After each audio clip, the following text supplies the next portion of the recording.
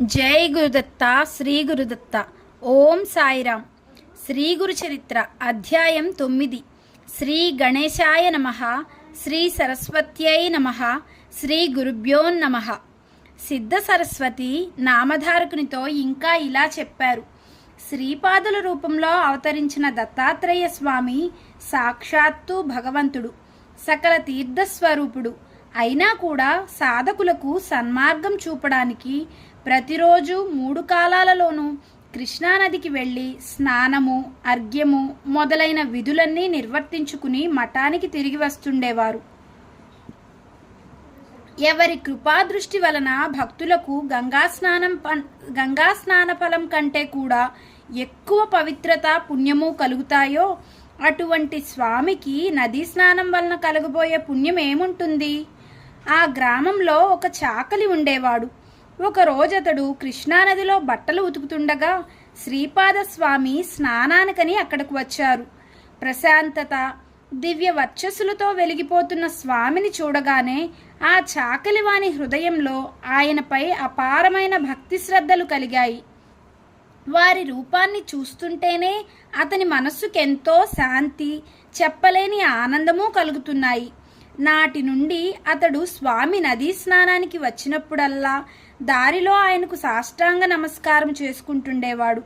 ఒక రోజతడు నమస్కరించుకుంటున్నప్పుడు శ్రీపాద స్వామి అతనితో, నాయనా, నీవు నిత్యము ఇంత శ్రద్ధాభక్తులతో నమస్కరిస్తున్నావు. నీ సేవ వలన మాకు సంతోషమైంది అన్నారు. నాటి నుండి అతడికి సంసార చింత నశించి మరింత భక్తి శ్రద్ధలతో స్వామిని సేవించసాగాడు. ప్రతిరోజు అతడు స్వామి యొక్క ఆశ్రమ ప్రాంగణం అంతా శుభ్రంగా చిమ్మి నీళ్లు చల్లుతుండేవాడు. అటు తర్వాతనే తన కులవృత్తి చేసుకోవడానికి వెళ్తుండేవాడు. ఒక వసంత ఋతువులో వైశాఖ మాసంలో ఒక రోజున స్వామి నవ్వుతూ అతనితో, ఒరే, నువ్వు రాజువై జన్మించి రాజ్యమేలుతావురా అన్నారు. అతనికి ఆ మాటలు అర్థం కాలేదు. తర్వాత ఒక రోజతడు గుడ్డలుతుక్కోవడానికి నది వద్దకెళ్ళినప్పుడు అక్కడ సుందర యువతీ జనంతో కలిసి విహారార్థమై నదికి వచ్చిన ఒక యువరాజును, అతని వెంట వైభవంగా తరలి వచ్చిన పరివారాన్ని చూచాడు. ఆ దృశ్యాన్ని చూచి అతడు సమ్మోహితుడై తాను నిరంతరం చేసుకునే నామస్మరణ మరిచి తన్మయుడై కొంతసేపు ఆ దృశ్యాన్ని చూస్తూ ఉండిపోయాడు. తర్వాత అతడు మానవ జన్మం ఎత్తాక ఇటువంటి వైభవము, సుఖము అనుభవించకపోతే జీవితమే వ్యర్థము. ఈ రాజు ఎంతటి అదృష్టవంతుడో! ఇతనికింత వైభవం రావడానికి అతడు ఎంతటి భక్తితో గురువుని సేవించాడో!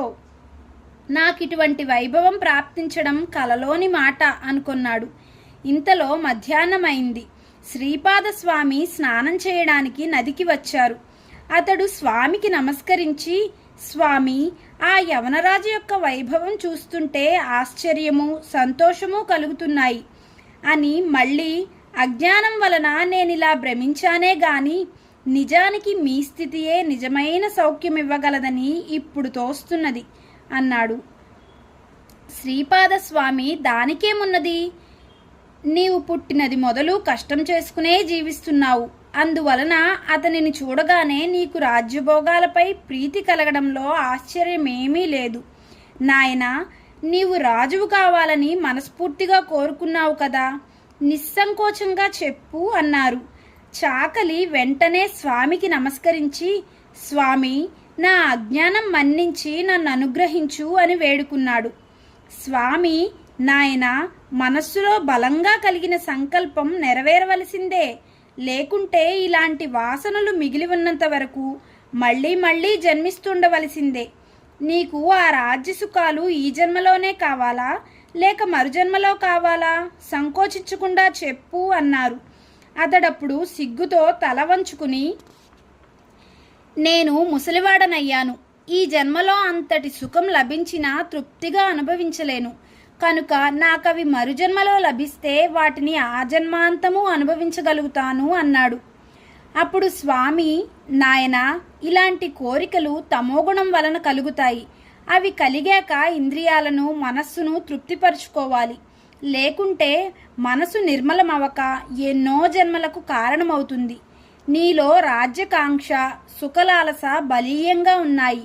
కనుక నీవు మరుజన్మలో మృదుర దేశంలో యవన రాజవంశంలో జన్మిస్తావు అన్నారు.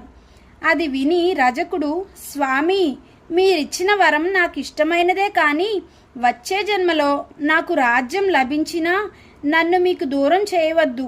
మీ యందు దృఢభక్తి ఉండేలా అనుగ్రహించు. అప్పుడు నాకు మతద్వేషం ఉండకూడదు అని వేడుకున్నాడు.